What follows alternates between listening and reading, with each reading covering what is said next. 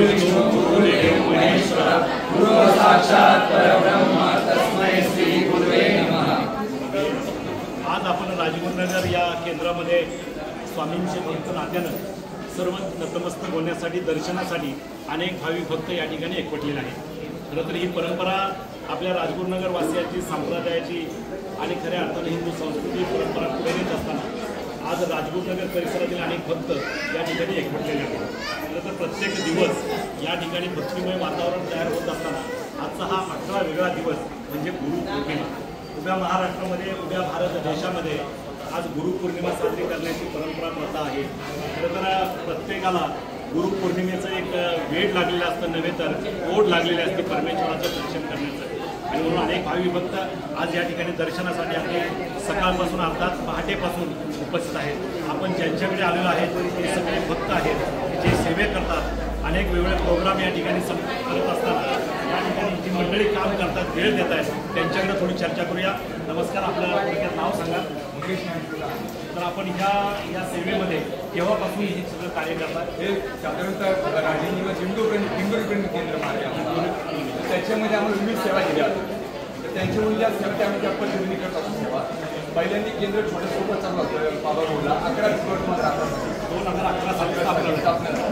त्यानंतर सर्व सेवेकरांनी व्यक्ती पहिल्यांदा फक्त 7-8 सेवेकर होते, पण 7-8 सेवेकरांमधून आता जर तुम्ही कुठले प्रोग्राम घ्यायला गेले साधारणतः 2000 ते 2,500 लोक गुरुचरण पाहायला बसतात। 2000 पुढे लोक पाहायला बसतात। आणि आज जर का म्हणले तर आज साधारणतः 7,000 ते 8,000 लोकांची पंचोपचार पूजा झाली, अभिषेक झाला। त्यानंतर आजची आमची आरती झाली। ही आरती झाल्यानंतर आमची स्वामीचे साधारण हवनयुक्त आता हवनयुक्त साधारण पुढे घेतलं जात नाही। दिंडोरी मार्गामध्ये प्रत्येक गोष्ट हवनयुक्त घेतली। हवनयुक्त सारामृत झालं। त्यानंतर 10:30ची आरती आली। त्यानंतर थोडं मार्गदर्शन झालं आणि प्रत्येकाला गुरुपद देण्यात आलं। आता याबरोबर मला एक विचारायचं तुम्हाला, हे सगळं सेवा करत असताना सगळी मंडळी यामध्ये मुख्य प्रवाह कुणीतरी पुढे यावं लागतं। मोजके काही मंडळी आहेत, ही संख्या किती आणि त्यामध्ये कोणतं कार्य? साधारणतः आता तसं पाहायला गेलं तर कार्यसेवेकरी 100 लोक आहेत। तर 100 लोकांमध्ये होतं महिला वर्ग आहे। त्याच्यामध्ये आता हे जे केंद्र या केंद्राची नियुक्त जागा त्यांनी घेतली आहे। केसरी ते सावंत आहे,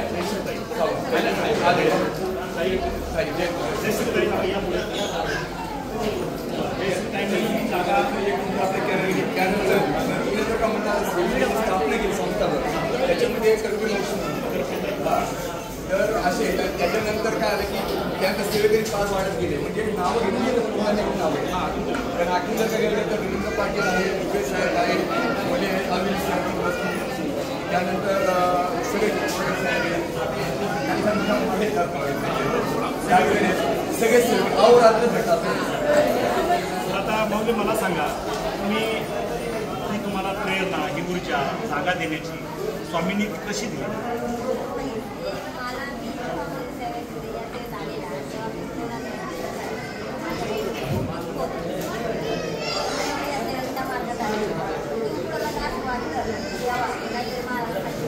तुम्ही जे दुःखात होते किंवा तुमच्या मनात होतं ते दुःख स्वामींच्या सानिध्यात आल्यावर ते नाहीच झालं, आज तुम्ही समाधानी आहात। हे देवकार्य म्हणूया किंवा एक धर्मकार्य म्हणू किंवा समाजकार्य म्हणू किंवा भगवंताच्या चरणी सर्व अर्पण सेवा, तुम्ही या ठिकाणी एक गुंठा 2 गुंठे काही जागा असते स्वतःची ती देऊन टाकली। आता ही सेवा आयुष्यभर करत राहणार, आपल्या कुटुंबातले वगैरे सगळे सदस्य सेवेकडे झाले, हा मुलगा तो सेवेमध्ये सहभागी।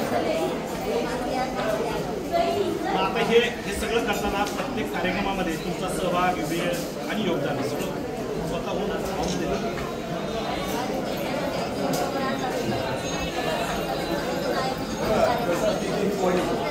दरवर्षी गुरुपौर्णिमेला आणि चेंज करतात प्रत्येक सगळ्या सेवेकरांना विचारतात ह्याच्यामध्ये कोण काय आहे, कोण वेळ देऊ शकणार। अशा व्यक्तीला तिथं घेतलं जातं प्रमुख 5 आणि ते 5 जे सांगतील तरी ते पण सगळ्यांचा नंतर विचार घेतात किंवा आम्ही हे करायचं का, अशा पद्धतीने करायचं का, तशा पद्धतीला ठरलं जातं।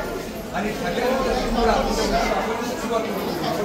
समजा आजच्या जेवणाचा विषय होता, इथून पाठीमागं माऊलींचा असा अध्यक्ष, माऊली म्हणजे इकडे जे संस्थापक आहे गुरुमाऊली आदरणीय मोळे अण्णा, अण्णासाहेब मोळे, तर त्यांना गुरुमाऊली म्हणतो। त्यांचा असा अध्यक्ष मांडणी करायची परंतु जर का सकाळी मांगे लोकांना येत नाही आम्ही एक लोकांना सांगितलं की मला फुलं पुढे झोपा टाका मोठं टाकू नका जे का पैसे त्यातून आपण आणायचं होतो जी आरती होती जे होम आवून होतात जे वाचून होतं जे मंत्र म्हणजे असतात त्याचे पौर्णिमी लवणी आणि त्याच्या लवणी त्याचे दिसतात त्याच्या अंगावर त्याचा हे होतो संस्कार होता आणि मग ते सगळ्यांना आम्ही वाटत होतो तो प्रसाद सगळ्यांना देतो आपण तो संस्कारित प्रसाद असतो वेगळं पण आहे त्यामध्ये चांगलं वाटत असतं खऱ्या अर्थानं ज्या पद्धतीनं आपण जसं म्हणताय प्रत्येकाने काही ना काही पदार्थ आपण एकत्र करण्यापेक्षा सगळ्यांचा हातभार म्हणून यथाशक्ती दान इथे जर केलं तर त्या दानातूनच आपण प्रसाद म्हणू शकतो आणि ते सगळं करण्यासाठी भाविकांना आणि ते 2 सप्ताह असतात आमचे दत्त जयंतीचा सप्ताह असतो तो 8 दिवसाचा असतो आणि स्वामी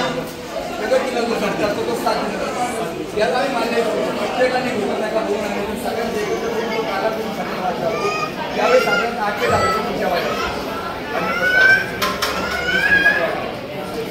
आणि तसा होतो जर वेस्टर्न म्हणजे कमी प्रसाद हा कमी पडत नसतो मोठ्या भक्तिभावानं श्रद्धेनं आणि मनापासून हे सगळी मंडळी काम करत आहेत खरं तर या मंडळींना प्रेरणा देण्यासाठी अनेक भाविक भक्त देखील यांना आशीर्वाद आणि शुभेच्छा देत आहेत अशीच पूर्ण कार्यकाळ चालू राहून आणि या केंद्राची प्रगती उन्नती होत राहून त्याचबरोबर आपल्या मनातल्या सद्भावना भावना या ठिकाणी स्वामींच्या चरणी आपण या ठिकाणी सांगाव्यात आणि त्या पूर्ण कराव्यात अशी भावना या ठिकाणी माऊलींनी सांगितली खरं तर अनेक भाविक भक्त या ठिकाणी आहेत परंतु प्रत्येकाकडे आपल्याला जाणं गरजेचं आहे परंतु प्राथमिक स्वरूपामध्ये या ठिकाणी आपल्याकडे एक भाविक भक्त आपल्याला लाभलेले आहेत सन्मानित कैलासराव आहेत मला सांगा तुम्ही या केंद्रामध्ये केव्हापासून येते 3 वर्षापासून या स्वामींच्या केंद्रामध्ये तसा माझी पत्नी सुद्धा केंद्रामध्ये येत होती 3 वर्षापासून